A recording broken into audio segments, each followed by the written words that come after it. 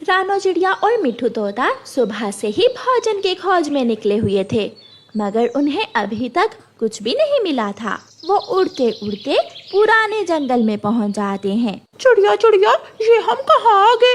यहाँ तो खतरा भी हो सकता है। तोते भैया, वो देखो सामने नदी है, हम नदी से पानी पी ले फिर वापस जाते हैं। फिर चिड़िया और मिठू तोता नदी से पानी पीने लगते हैं। जैसे ही वो पानी पीकर उड़ने लगते हैं तो वो अपने आप को एक अलग ही दुनिया में पाते हैं। चिड़िया, ये हम कहाँ आ गए? इस नदी का पानी तो शायद जादुई था। हाँ मिठू भैया, मुझे भी ऐसा ही लगता है, मगर देखो तो ये जगह तो बहुत सुंदर है, हमारी दुनिया से बिल्कुल अलग। ऐसा लगता है जैसे ये स्वर्ग हो। मिठू तो बहुत घबरा जाता है। क्या क्या कह रही हो रानो बहन?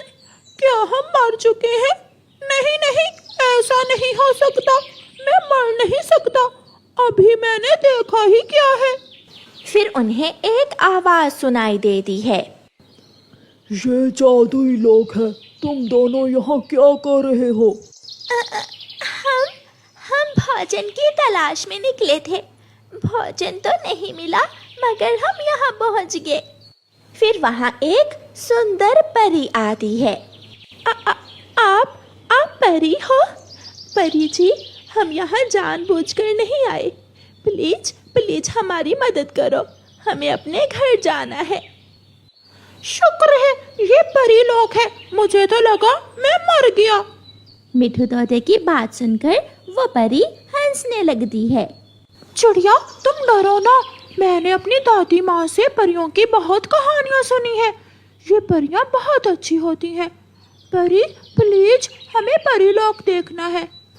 हाँ हाँ, क्यों नहीं प्यारे दोस्तों, चलो मैं आप दोनों को अपना परी लोक दिखाती हूँ। फिर वो सुंदर परी चिड़िया और मिठू तोते को परिस्तान की सैर करवाती है। ये है झरना जहाँ हम नहाते हैं, और ये है तालाब जहाँ से हम पानी पीते हैं, और ये है हमारा बगीचा, यहाँ हर तरह का फल लगता है और ये फल कभी खत्म नहीं होते।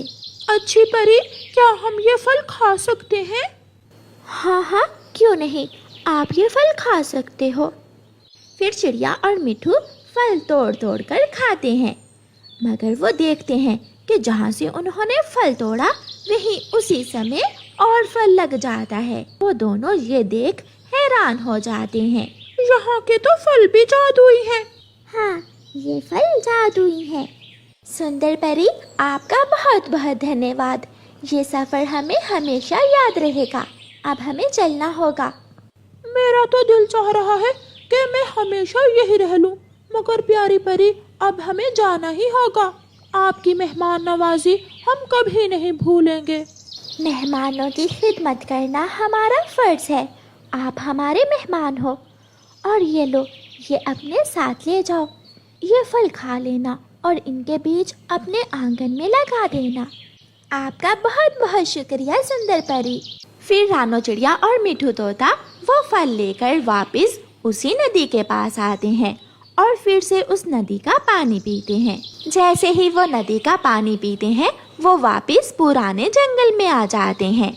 फिर रानो चिड़िया और मिठू तोता वापस अपने घरों को चले जाते हैं। वो फल खा लेते हैं और उनके बीज अपने अपने आंगन में लगा देते हैं। मिठू भैया, जब मेरा पौधा बड़ा हो गया और इस पर जब फल लग जाएंगे तो मैं सब पक्षियों को खिलाऊंगी, वो ये फल खाकर बहुत खुश होंगे। क्यों भाई, मेहनत हम करें और फल वो खाएं, ऐसा तो मैं नहीं होने दूंगा।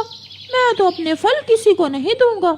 मिठू भैया, आपको ऐसा नहीं सोचना चाहिए, अगर ऊपर वाला हमें कुछ दे तो हमें दूसरों की भी मदद करनी चाहिए। दिन गुजरते गए और वो पौधे बड़े होकर पेड़ बन जाते हैं। चिड़िया का पेड़ तो फलों से भरा हुआ था, मगर तोते के पेड़ पर केवल 2 ही फल लगे थे।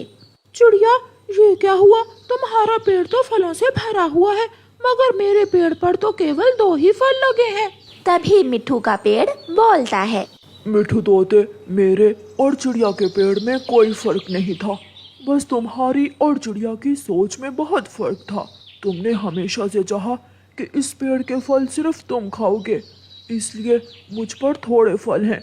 मगर चिड़िया ने हमेशा फल बांटकर खाना चाहा, इसलिए उसके पेड़ पर ज्यादा फल हैं। फिर जंगल के सभी पक्षी चिड़िया के पास आते और वहाँ आकर फल खाते और चिड़िया का शुक्रिया अदा करते। रानो चिड़िया के फल दिन ब दिन बढ़ते ही चले जाते। प्यारे दोस्तों, खुशियाँ और अनाज बांटने से कभी कम नहीं होते, इसलिए अपने इर्द गिर्द रहने वालों का हमेशा ख्याल रखें। खुश रहें, खुशियाँ बांटें।